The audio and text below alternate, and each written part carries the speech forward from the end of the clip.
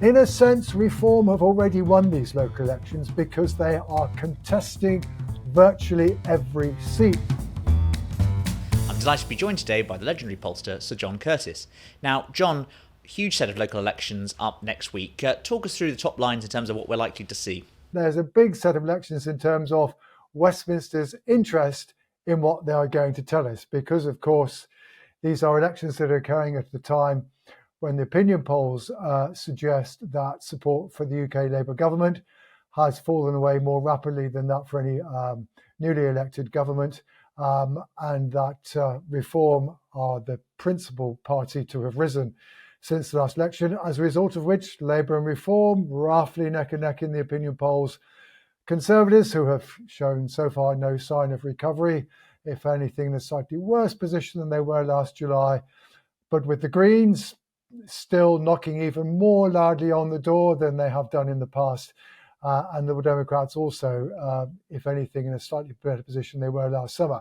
So we're all just wondering what this is going to mean for the outcome of the local elections, or to put it slightly differently, will the local elections confirm the message of the opinion polls that Reform are indeed a significant threat to the conventional British two-party system, and indeed, therefore, more broadly, do we get further affirmation of what was one of the lessons of last July, which is that perhaps we are moving from a two-party system to a multi-party system, whether or not these local elections also confirm that broader message. So they're big in terms of political significance, but we need to realise very straight away we're looking for big signs from small pieces of evidence. Of course, we've got 6 mayoralties up for grabs. Who is most likely to win each of those?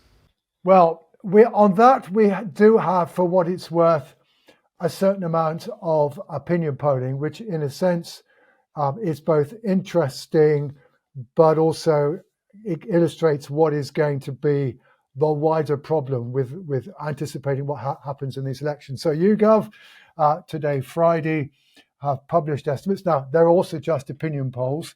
So the fact that they confirm that Reform appear to be doing well, and indeed probably doing as well in the different areas as we might expect, given what the opinion polls are saying, well, but that's opinion polls confirming opinion polls. Still, for what it's worth, 2 things to take away from it. One is that if YouGov are right, Reform are on course to win both the Hull and East Yorkshire mayoralty, which is and the Greater Lincolnshire one. And of course, Lincolnshire itself is the most Eurosceptic county in the country. We know that Reform, unsurprisingly, are primarily getting support amongst those who would still vote in favour of Brexit. So the fact that they're heading for 40% in Lincolnshire perhaps isn't a great surprise. But just to illustrate the problem, Hull, Reform might win, according to YouGov, on 35%. Cambridgeshire, actually, the Tories might win Cambridgeshire, but on 32%. And in the west of England, the Greens might get it, if YouGov say, on 27%. And this illustrates a broader problem, right? We are seemingly in an era of 5-party politics, particularly in local elections, because certainly historically, both the Liberal Democrats and the Greens, who are the 2 parties that are further behind in the national opinion polls, tend to do better in local elections than they do in the contemporaneous opinion polls. So we're probably looking at 5 political parties that may be relatively equally strong in these local elections, with their vote all being factored through our single-member plurality electoral system. Look forward probably to lots of the councillors being elected on relatively low shares of the vote, point 1. And 2, it's one of the reasons why anticipating just how many seats are going to go in one direction or another, very, very difficult to call. Because what we have to remember here is that he who wins votes is not necessarily the party that wins seats. And, this one of the stories of the 2024 election was Reform took votes off the Conservatives and thereby helped Labour and the Liberal Democrats to win seats. Now, of course, what's different now is that with Reform at 25%, maybe it will also be Reform that picks up the seats. But, it's all very nip and tuck. given the geographical character of reform support. So again, which also I think the other thing one has to say straight away, if you want to understand what these local elections mean, don't focus too much on the outcome in seats. This could prove to be very misleading. I mean, beyond that, there is one thing that we know. All the seats that are being contested this time were last contested in May 2021, the same day that Boris Johnson won the Hartlepool by-election from Labour. The Conservatives did very well in the local elections. Keir Starmer contemplated resignation. Most of these elections are also taking place. And again, one of the reasons why we're looking for big evidence from big stories from small evidence, most of these elections are taking place in prime Tory Shire English county. This is just a particular slice of England. It's not England in general, let alone telling us nothing about the rest of the UK. So therefore, as a result of these two things, of the 1,600 seats, the Tories are defending nearly 1,000 of them. Well, look, given the history, we can anticipate, the Conservatives will lose a lot of seats, maybe 500, maybe even more. Nobody really knows. You'll notice nobody has put out any benchmarks this time, and that is an indication of the uncertainty. But we know the Tories are going to lose a lot. We can be pretty much guess that Reform are going to make significant gains, but whether it's 200, 300, 400, again, I think, frankly, nobody knows. That, in a sense, will be the interest of the Friday when most of the results are declared. But it does, therefore, remember that given that a lot of seats could be won by very narrow margins, if the opinion polls are just overestimating Reform a little bit, maybe it's closer to 200. Maybe if they're underestimating them, I don't know, maybe it's closer to 400 or 500. And it won't take very, very much to make quite a difference, potentially, in terms of the outcome in terms of seats. John, can you put this in a bit of context? Because it seems that, we have the two-party system overall has been sort of going downward for about 50, 60 years or so. Back in the 1960s, the two main parties were winning around sort of 90% of the vote. This time, Labour and the Conservatives are on around sort of 45, 47% combined. To what an extent is this a potential to be the sort of like the 1920s, a century ago, where you had the Liberals and the Conservatives coming up against Labour, and Labour replaced the Liberals as the main party of the sort of centre-left? Do you think we're living through a similar period to that now? Well, that's certainly the question to which we're all seeking an answer, though unlike the 1920s, at the moment, it seems there might be a prospect of us ending up not with a two-party system, but a multi-party system. Now, one thing we should be clear out straight away, and one of the reasons for thinking it isn't just the 1920s, the last general election was the first ever general election in which 5 political parties fought virtually everywhere. UKIP fought virtually everywhere in 2015, and so we had a 4-party contest then. And the point is, therefore, we now know that the Greens pretty much are organised everywhere. The Liberal Democrats, how did they survive what for them electorally was the disaster of the coalition? Well, at least they always had one man, one woman and a dog to keep the party going locally during the dark days. And there is that permanent organisational presence. The challenge that Reform set themselves in the wake of last July, when frankly they did have a lot of paper candidates, some of whom still did rather well, is to create a party organisation. In a sense, Reform have already won these local elections because they are contesting virtually every seat. Now, arguably, the Labour government's decision to cancel some of the elections was, although Reform were very unhappy about some of the places where they hoped to do well and no longer having elections, on the other hand, it meant that they could focus on a very small part of the country in order to be able to create their first steps towards creating a party organisation. But we've got, even the Greens are fighting virtually 3/4 of the seats, Liberal Democrats 85%, Conservative and Labour virtually everywhere. So most people in most wards are going to find themselves with candidates from what at the moment are the 5 GB-wide parties that we have. And the point is that once parties create an organizational presence, they are more likely to survive the ups and downs of misfortune. Now, of course, a lot of speculation about whether or not at some point there'll be some pact, understanding, amalgamation, whatever, between Reform and the Conservatives. But that's certainly not going to happen at any point in the short term. So yes, the question that we are faced with is: are we heading towards multi-party system? July raised the question after 2 elections in 2017 and 2019, when it looked as though the two-party system, at least in England and Wales, had restored itself. We should remember it's long since been destroyed in Scotland. But then 2024, Greens record, Reform record, Liberal Democrats gaining lots of seats, if not necessarily votes, lowest Conservative and Labour share combined since 1922. The point is that what's happened since the last election, with Greens going up, Reform definitely going up, has just further indicated that at least the potential that we are heading for a very different kind of politics in Britain. But at the moment, with it still being refracted through two-party system, and one has to say, one of the things that when I was giving some talks about this after the last election, I had 1 or 2 Labour MPs say, well, of course, should remember here, Labour voted in favour of changing the electoral system in 2022. But I had some Labour MPs say, well, of course, the reason why we now need to keep first past the post is because it will help, it kept Reform out. Well, yeah, that works at 15%. It doesn't work at 25%. Remember what happened in Scotland. The SNP struggled to get very much in the way of Westminster representation with their geographically evenly spread vote until 2015, when they got nearly 50%, and they got virtually everything.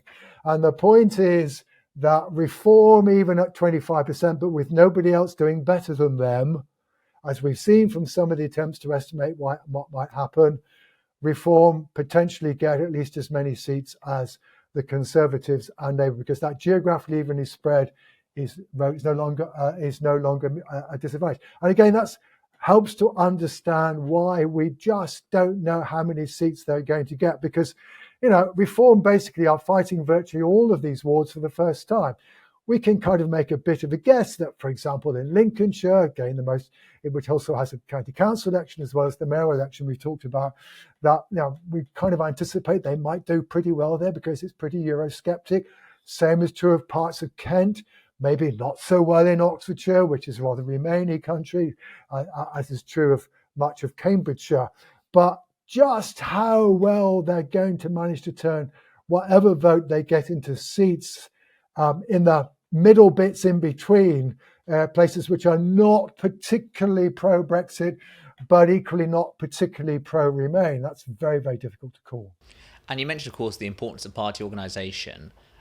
Speaking to lots of Tory candidates the last election who stood in basically no hope of seats across much of the north of England, you wonder about those sort of areas where traditionally have been Labour strongholds. They might have sort of flirted with Conservative or been red wall areas at the 2019 election, but then in 2024 Labour just took them back. And I wonder, your assessment, John, of Reform's chances in those such seats. And of course, Runcorn we have next Friday. In terms of the narrative of these local elections, that result's expected around sort of 2 or 3 in the morning, and thereafter we get the local councils, I think, throughout the rest of the day. But of course, if it is Reform winning their first female MP there, that potentially sets it up for a whole story, etc., and a narrative around Reform's success. How likely is it that if they were successful there, they could then replicate that across much of the places, such as sort of Ed Miliband's seat, Yvette Cooper's seat, where Reform came second last time? Well, I'm going to be a pedant here at this point. Sure. Runcorn is not, strictly speaking, a red wall seat. I regard a red wall seat as somewhere where it's been continuously Labour all the way back to the 1930s. That is, now Runcorn is basically a new creation. It's partly ex-Tory territory, but even Weaver Vale, which is the previously closest seat the Tories have held in the past, it's much more historically much more variegated than a classic red wall seat. But that said, well, I think the first thing to say, if Reform do manage to win Runcorn, it will be significant, because remember that UKIP never succeeded at the height of their popularity before the 2015 election. They never succeeded in winning a by-election afresh. The only two by-elections they won were in Clacton and Rochester, where the Tory MP stood down, Douglas Carswell in Clacton, for example, and then managed to hang on to their seat in the by-election after they'd resigned and reformed. So it would be the first time that a Eurosceptic party has won a by-election. Now, of course, one of the things that we kind of do say about by-elections, while they're difficult for governments tend to lose ground perhaps more heavily than they would in a general election. What we don't know, however, is whether or not reform can do in by-elections what the Democrats tend to do. So usually, particularly if you've got a conservative government, as we had in the before 2024, in some places the Democrats would just all of a sudden get an ability to come from nowhere, like North Shropshire, and manage to win the by-election. And they're clearly doing well in a way that they would never have done if there hadn't been a by-election in the constituency. We just don't know how well how much better reform we're going to be able to do in Runcorn than might be the case if there were a general election now. And then we've had a couple of exercises recently of these so-called MRP polls to estimate what would happen in individual constituencies if there were a general election now. One of them said that at the moment, reform would be 6 points behind Labour.